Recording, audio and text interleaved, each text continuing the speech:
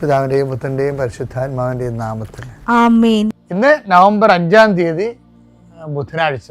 അമ്മേ പരിശുദ്ധ അമ്മേ, അമ്മേ പരിശുദ്ധമേ, ദൈവമാതാവേ, കൃപാസനത്തിലൂടെ ഞങ്ങൾക്കും ഞങ്ങളുടെ ദേശത്തിനും അമ്മ മധ്യസ്ഥം തേടി തന്ന എല്ലാ അനുഗ്രഹങ്ങൾക്കും കൃപകൾക്കും ഞങ്ങളിപ്പോൾ ഹൃദയം നിറഞ്ഞ നന്ദി പറയുന്നു.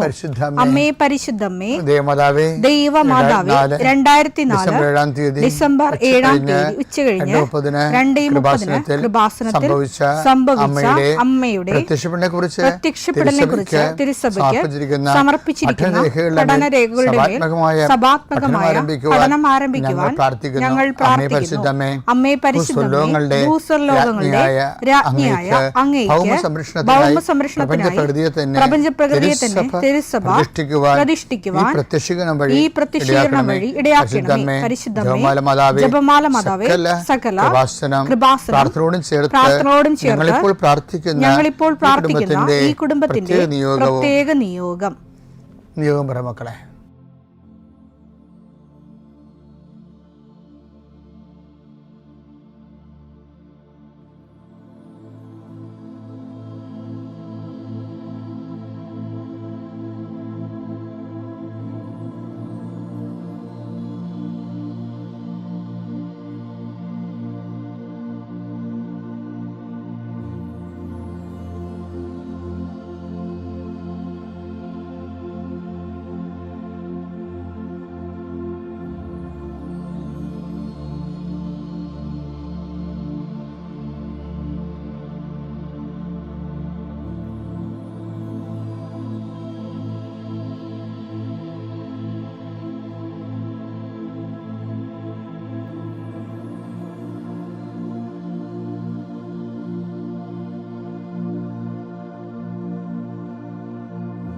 അമ്മയുടെ പ്രത്യക്ഷീകരണത്തിന്റെ ഈ അനുഗ്രഹവേളയിൽ ഞങ്ങൾക്ക് സാധിച്ചു തരുവാൻ കനിയണമേ.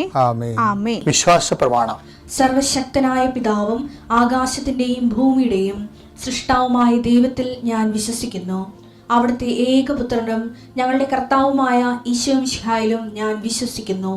ഈ പുത്രൻ പരിശുദ്ധാത്മാവിനാൽ ഗർഭസ്ഥനായി കന്യകാമറിയത്തിൽ നിന്ന് പിറന്ന് പൊന്തിയോസ് പീലാത്തോസിന്റെ കാലത്ത് പീഡകൾ സഹിച്ച് കുരിശിൽ തറയ്ക്കപ്പെട്ട് മരിച്ച് അടക്കപ്പെട്ട് പാതാളങ്ങളിൽ ഇറങ്ങി മരിച്ചവരുടെ ഇടയിൽ നിന്ന് 3-ാം നാൾ ഉയർത്ത് സ്വർഗത്തിലേക്ക് എഴുന്നള്ളി സർവശക്തിയുള്ള പിതാവായ ദൈവത്തിന്റെ വലതുഭാഗത്തിരിക്കുന്നു. അവിടെ നിന്ന് ജീവിക്കുന്നവരെയും മരിച്ചവരെയും വിധിക്കുവാൻ വരുമെന്നും ഞാൻ വിശ്വസിക്കുന്നു. പരിശുദ്ധാത്മാവിലും ഞാൻ വിശ്വസിക്കുന്നു. വിശുദ്ധ കത്തോലിക്കാ സഭയിലും പുണ്യവാന്മാരുടെ ഐക്യത്തിലും പാപങ്ങളുടെ മോചനത്തിലും ശരീരത്തിന്റെ ഉയർപ്പിലും നിത്യമായ ജീവിതത്തിലും ഞാൻ വിശ്വസിക്കുന്നു. ആമേൻ. സുഖസ്ഥനായ ഞങ്ങളുടെ പിതാവേ, അങ്ങയുടെ നാമം പൂജിതമാകണമേ. അങ്ങയുടെ രാജ്യം വരണമേ. അങ്ങയുടെ തിരുമനസ് സ്വർഗത്തിലെ പോലെ ഭൂമിയിലും ആകണമേ. അന്നു വേണ്ടുന്ന ആഹാരം ഇന്ന് ഞങ്ങൾക്ക് തരണമേ. ഞങ്ങളോട് തെറ്റ് ചെയ്യുന്നവരോട് ഞങ്ങൾ ക്ഷമിക്കുന്നത് പോലെ ഞങ്ങളുടെ തെറ്റുകൾ ഞങ്ങളോടും ക്ഷമിക്കണമേ.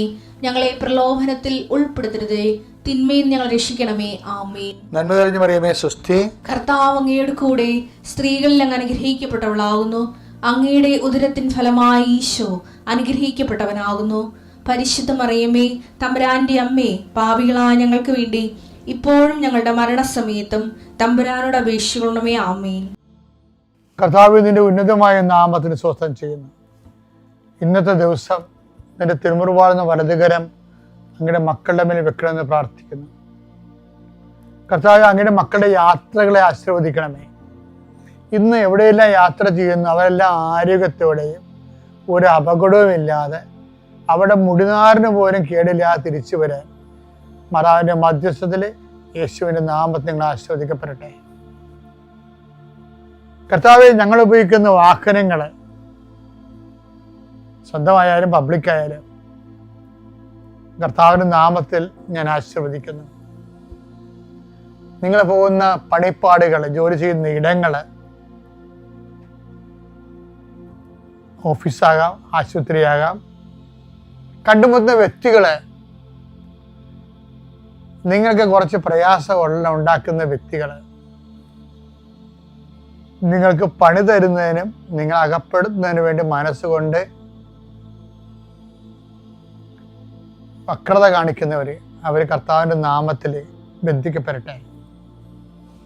എൻ്റെ കർത്താവിൻ്റെ ഉന്നതമായ നാമത്തിൽ, സഭയുടെ അധികാരത്തിൽ, കുരിശിൻ്റെ അടയാളത്തിൽ സ്ഥാപനങ്ങൾ നടത്തുന്നവർ, സ്ഥാപനങ്ങളുടെ ഉത്തരവാദിത്തങ്ങൾ ഏറ്റെടുത്തിരിക്കുന്നവർ, അവിടെ നിങ്ങൾ നടത്തിക്കൊണ്ട് പോകുന്നതിന് എതിരാളികളുള്ളവർ, അത് ബിസിനസ്സാകാം, സ്കൂളാകാം, ആശുപത്രിയാകാം, മറ്റെന്തെങ്കിലും തരത്തിലുള്ള കാര്യങ്ങളാകാം, എതിരാളി നിങ്ങൾ അകപ്പെടുത്താൻ ആഗ്രഹിക്കുന്നവർ, അവരുടെ കൈയും കാലം നിർവീര്യമാകട്ടെ.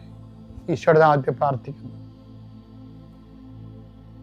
Lord Jesus Christ, pour out His Spirit, touch the fire fingers, soak with the precious blood. Lord, infuse His Spirit of power and grace.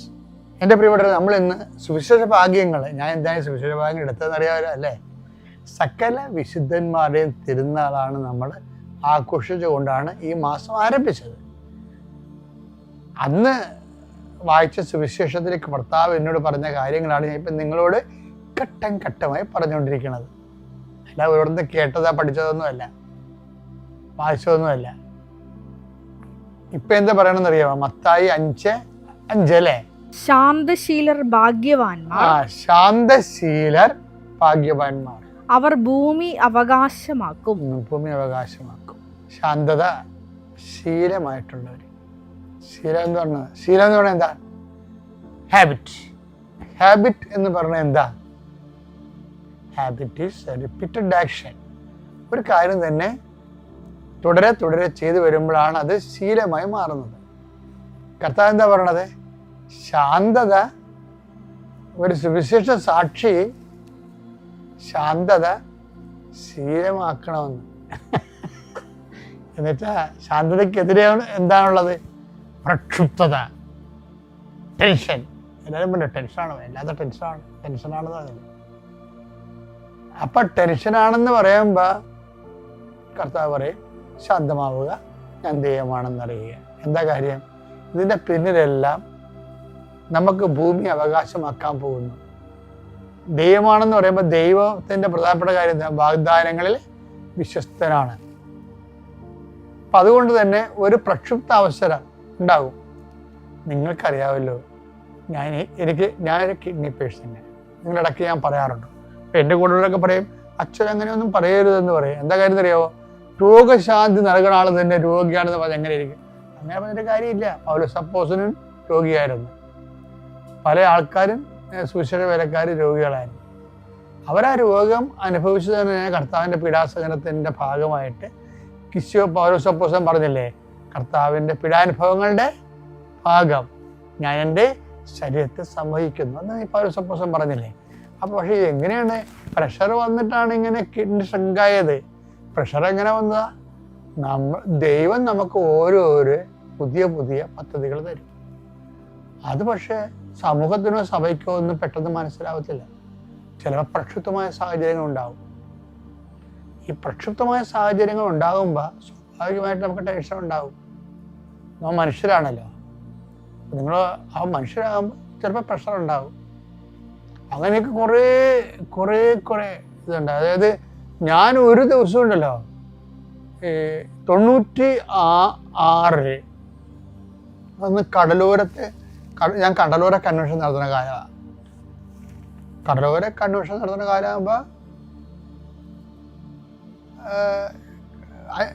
ഒരു 5 മണിക്കാണ് കടൽ തീരത്ത് നമ്മൾ ജവമാല റാലി പോയില്ലേ, ആ വഴികളിലൊക്കെ അച്ഛൻ പണ്ട് കടലോര കൺവെൻഷൻ നടത്തിയിട്ട് 1000 ഇരുന്ന സ്ഥലം. ഇപ്പം നിങ്ങൾ മാരാരിക്കുളത്തില്ല വന്നിരുന്നത്. 5 ലക്ഷത്തോളം മനുഷ്യരെന്നല്ലേ പറയണത്. പോലീസിൻ്റെ കണക്കാണ്. അന്നത്തെ ഒന്നുമില്ല. അന്ന് 10,000 ആളെ ഉണ്ടാകാനുള്ളൂ. 10,000 ആള്. പക്ഷേ എന്തോ പറ്റി? ആ കടത്തീരത്തെ പന്തലിൽ വൈകുന്നേരം ഇരിക്കാൻ തന്നെ സുഖമാണ്. പക്ഷെ ഇരിക്കാൻ നേരത്ത് ഒരു 3 മണിയായപ്പോൾ എന്നെ വിളിച്ചു പറയാണ് ഇന്ന് കൺവെൻഷൻ നടക്കില്ലെന്ന്. അപ്പം എനിക്ക് ടെൻഷനായി. കഴിഞ്ഞ ദിവസം മാരാരിക്കുളത്ത് ഞാനൊരു മരിപ്പടി യുദ്ധത്തിന് പോയപ്പോൾ ഒരു മനുഷ്യൻ വന്ന് എന്നെ കണ്ട് എന്നെ പരിചയമുണ്ടോ എന്ന് എന്നോട് ചോദിച്ചു. സത്യം പറഞ്ഞാൽ എനിക്ക് പരിചയമുണ്ട്, ആരാണെന്ന് മനസ്സിലായില്ല. ഞാൻ ചേട്ടാ ക്ഷമിക്കണം, ഞാൻ കുറേ നാളായി നിങ്ങളെ കണ്ടിട്ട്. അപ്പോൾ പറഞ്ഞ് ഞാനാണച്ചാ തിമിംഗലത്തെ മുറിച്ചതെന്ന് പറഞ്ഞു. അപ്പം ഞാൻ അദ്ദേഹത്തിൻ്റെ കൈ കൊടുത്തു. എന്ന് വെച്ച് കഴിഞ്ഞാലേ ഞാൻ ഈ ധ്യാനം ഈ വൈകുന്നേരം ധ്യാനം നടത്താൻ വേണ്ടി ചില 3 മണിയായപ്പോൾ തങ്കച്ചായൻ അന്നത്തെ വലിയ പ്രവർത്തനമായിരുന്നു പുള്ളി.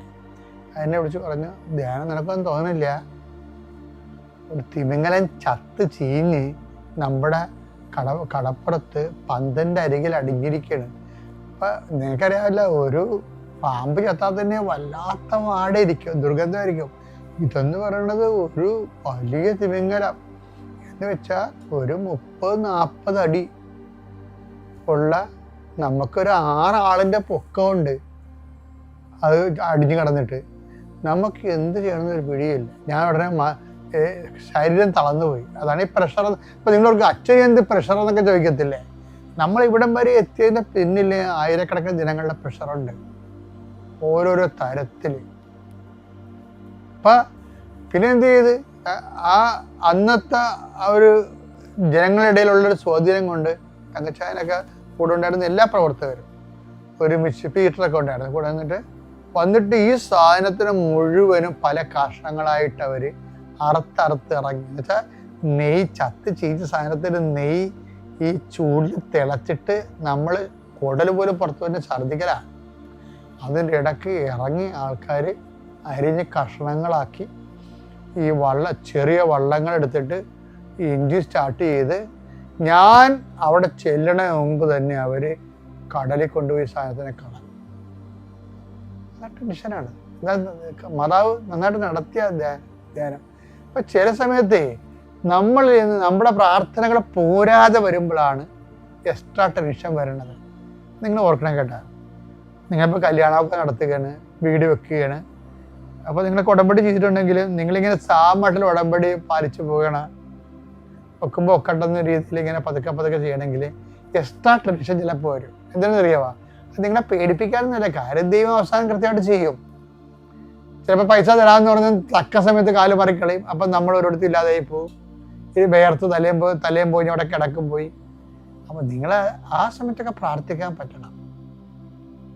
അപ്പം ആ സമയത്ത് ഞാൻ എൻ്റെ മധ്യസ്ഥ പ്രാർത്ഥനക്കാരെല്ലാം വിളിച്ച് പറഞ്ഞ്, കൊച്ചി മുതൽ ആലപ്പുഴ പുന്നപ്പുറ വരെ കടലോരത്ത് മുഴുവൻ മധ്യസ്ഥ പ്രാർത്ഥന ഇരുന്നു. ഈ മാതാവ് പ്രത്യക്ഷപ്പെടുന്നതിന് മുമ്പ് ദുരന്തം ഉണ്ടാകാൻ കൂടെ പ്രാർത്ഥിക്കണം എന്ന് പറയാൻ്റെ ഒരു കാരണം, കടലോരത്ത് ടൈറ്റായിട്ട് മധ്യസ്ഥ പ്രാർത്ഥന ഗ്രൂപ്പ് ഉണ്ടായിരുന്നു. അപ്പം ഒരുപക്ഷെ അക്കാലങ്ങളിൽ കൃപാസനത്തിൽ മാത്രമേ കടലോട് അരി ചേർന്ന് ഈ 2 ജില്ലകളിലെ ചെയിൻ പോലെ മധ്യസ്ഥ പ്രാർത്ഥന ഉണ്ട്. അതുകൊണ്ട് കൂടി ആയിരിക്കാം ഞാൻ വിചാരിക്കുകയാണ്. കാരണം നമ്മളൊക്കെ മധ്യസ്ഥ പ്രാർത്ഥന എന്താണെന്ന് അറിയാം, ജനങ്ങളെ കൊണ്ട് പ്രാർത്ഥിക്കും. ദുരന്തം കടൽ വഴിയാണ്, സുനാമിയാണ് വരണത് നമുക്കറിയത്തില്ലായിരുന്നു. അതുകൊണ്ട് തന്നെ ഇതെല്ലാം അനുഭവത്തിൻ്റെ ഒരു ഭാഗം. ഞാൻ അവസാനിപ്പിക്കുകയാണ്. അപ്പോഴീ പ്രക്ഷുബ്ധത ഉണ്ടാകുമ്പോൾ എന്ത് ചെയ്യണം? ശാന്തത ശീലമാക്കണം. അല്ലാതെ നമ്മളും പ്രക്ഷുബ്ധമാകരുത്. ആ സമയത്തൊക്കെ പ്രാർത്ഥനയാണ് നമുക്ക് ശാന്തത നൽകണത്. ശാന്തത ശീലമാക്കണം. ഭൂമി കൈവശമാക്കുമെന്ന് എന്താണ് ആ ലക്ഷ്യം അവസാനം നമ്മൾ നേടും. പിതാവിൻ്റെയും പുത്രൻ്റെയും പരിശുദ്ധാത്മാവിൻ്റെയും നാമത്തിൽ.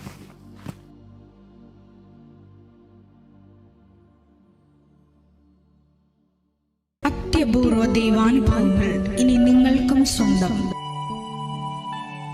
ഈ യൂട്യൂബ് ചാനൽ ഇതുവരെ സബ്സ്ക്രൈബ് ചെയ്തിട്ടില്ലെങ്കിൽ ഇപ്പോൾ തന്നെ സബ്സ്ക്രൈബ് ചെയ്യുക. ഈ വീഡിയോ ഇപ്പോൾ തന്നെ നിങ്ങളുടെ സുഹൃത്തുക്കൾക്ക് ഷെയർ ചെയ്തുകൊണ്ട് കർത്താവിൻ്റെ പ്രേക്ഷിതരാകുക.